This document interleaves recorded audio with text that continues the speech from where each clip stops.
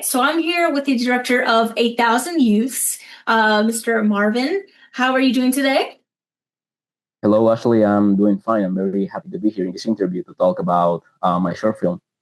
Yes, I had the pleasure of watching it again. I think it's adorable in a way where you're just exploring youth and how this young man goes through heartbreak and tries to find a solution for it by, in a sense, covering it up through partying habits. But I think the audience will definitely love reliving those moments. So what Yeah. inspired you to create the story?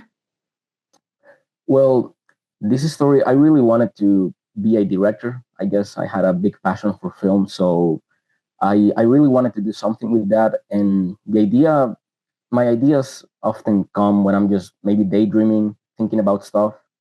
And this idea started forming in my head, and I guess that eventually I noticed that it was turning into a serious story. So the first person I told was my friend Aaron, who's the protagonist, also helped me produce the film. And I told him, "Hey, would you be down to acting in a short film?" And he was, "Yeah, for sure, let's do it," because he also shares my passion for film. And when he gave me the green light, I just started writing, and then we just got into pre-production and recording. Um, so you just kind of came to mind. Did you guys ever have to live through the heartbreak as well? Um, Yes, I guess everybody has lived through heartbreaks, right? For me, the heartbreak, let's say it's a little dramatic in the film, not exactly how it happened in real life. The things that happened to me in real life, let's say, was that maybe I was a person that was very focused and very well behaved, like the character of Isaac is at the beginning of the film. And then eventually he gets into some wild environments and he is not sure how he feels about it in a moral sense. So I guess that part is a little bit more real than the heartbreak of the story. Yes. Okay. Awesome. So what was the biggest challenge in developing the plot? The biggest challenge, well, I guess throughout filming, we realized that the script was too long, and it would have been like, or the original script would have been like 40 minutes maybe. Oh, wow. So yes, as we were shooting, I realized that I had to delete a lot of scenes. And as a consequence of deleting a lot of scenes, I had to rewrite other scenes and make other dialogues shorter. So that was a little stressful, definitely, because I had to maintain the spirit of the original story and make it shorter. We also had a lot of challenges during filming. There were times where we couldn't shoot, or we lost a location, or we lost an actor. So yes, there were a lot of complications, but it was all worth it in the end. As an editor myself, I kind of find it's more helpful for you in the end when you're cutting out most of the scenes, because the quicker you get to either the topic of the scene or the subject of the scene, the audience has an easier time following the story. So in my experience, I think it's helpful for us. And how long Yes. did it take you to shoot your whole short film? Well, it was longer than we expected. We started on August of 2024, and the last day of shooting, I'm pretty sure it was in February of 2025.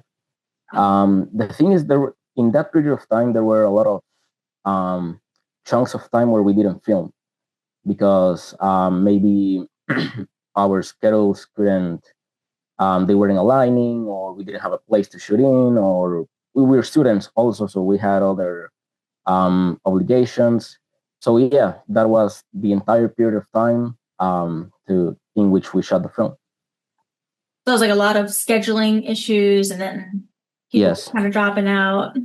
yes, there were many problems. Some people dropped out of the film. Um, some people that were also in the. Do you remember the scene in the end when they're at the party? Um, we filmed like half of that scene in a location, and then sadly, the person who owned the place told us that we couldn't shoot there anymore. So we had to find another location, which was a little hard, and then we had to reshoot and shoot the rest of the scene. But I guess it was all right because the new place that we found was it ended up being pretty cool, and we got some pretty good shots in there. So it all worked out fine, but it was a huge delay for sure. Yeah.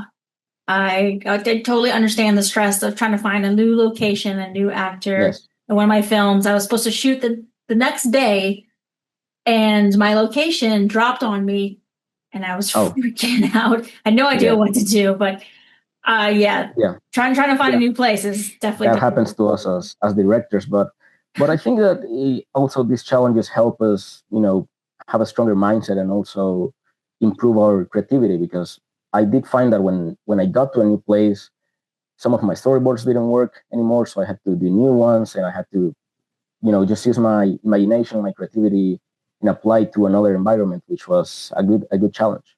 Yes. Yeah, definitely have to learn how to be quick on your feet with those immediate changes. And it's a good learning curves for the real world. I mean, not that we're not doing it realistically, but sometimes that's just how it works. Yeah. Yes. So yeah, I face challenges of dropping sets, dropping actors. So how did you choose the film's visual style? Okay, that's a great question.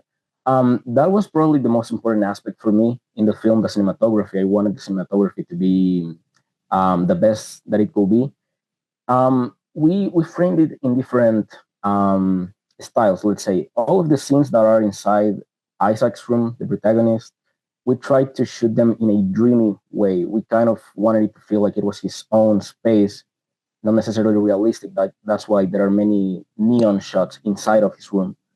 And then for the places that were not in his room, on the outside, either an outside interior place or an outside exterior place, we kind of went with how the place was originally and tried to make it as the most cinematic possible, either with our lighting equipment or the exterior places where we shot. We made it more cinematic with color grading, because we can control much of how the sky works, and we don't have like huge reflectors and that stuff. So the color grading in some scenes was very important.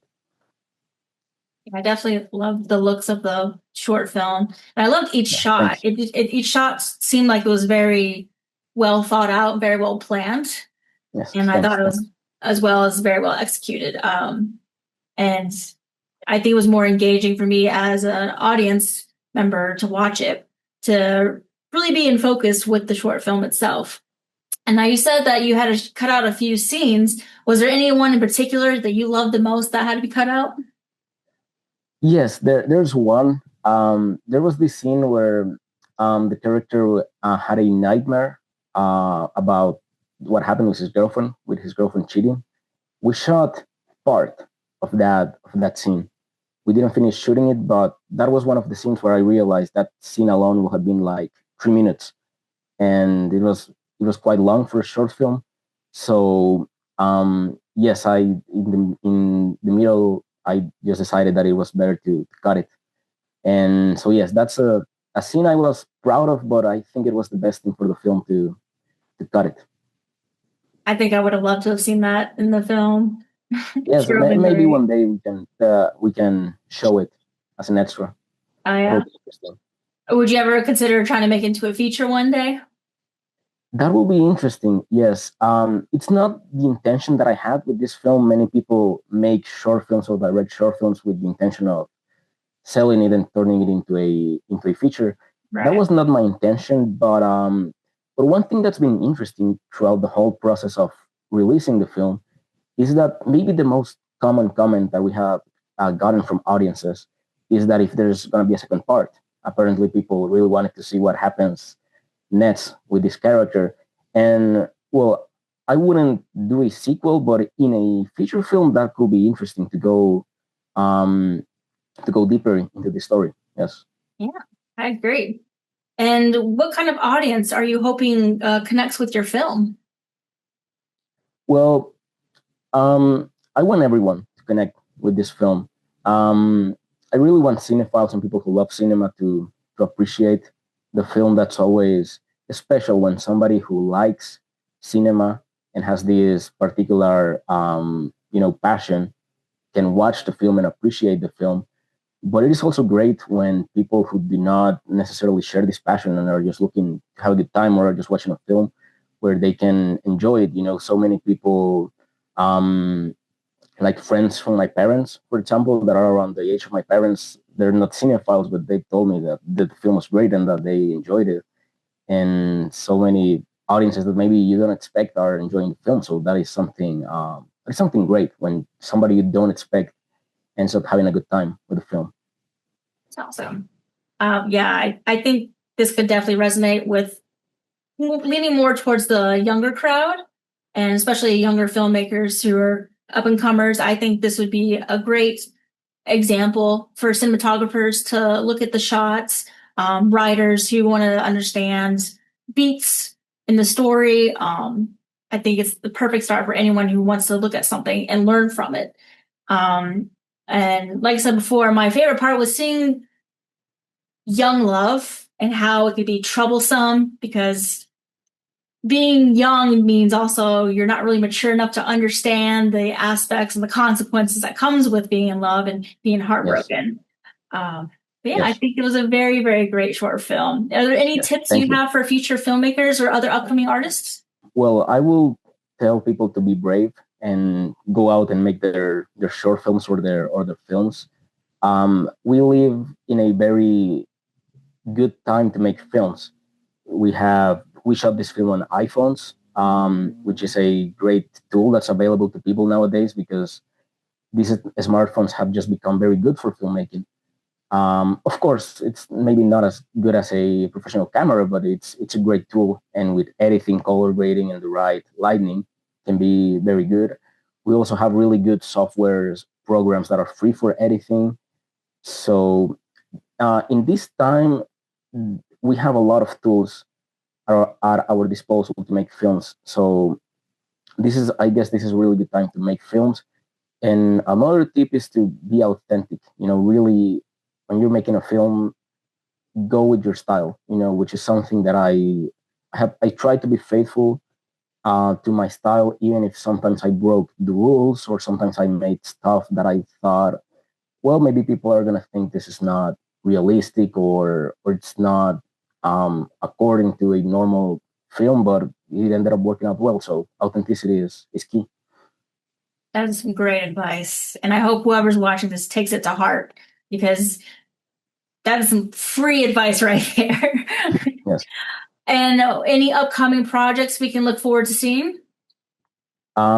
Yes, I have many ideas. Right now, I just finished making a very experimental short film that is going to be, it's more of experimental exercise that I did on my own, which is going to come out soon. I hope it comes out here on Clip Beats Media too. That'll be great.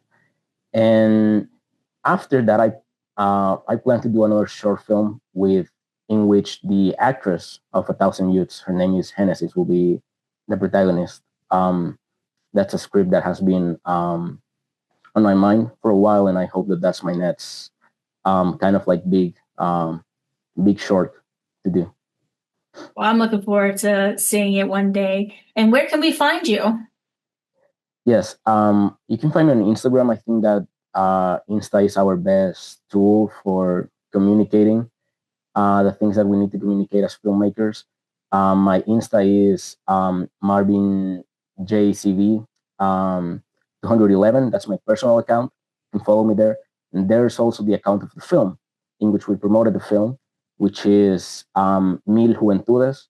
You can find it is also, it's going to be on the description and yes, on the descriptions of the video of Clip Pitch Media, so in which you can find it. So yes, those two pages, you can find me there.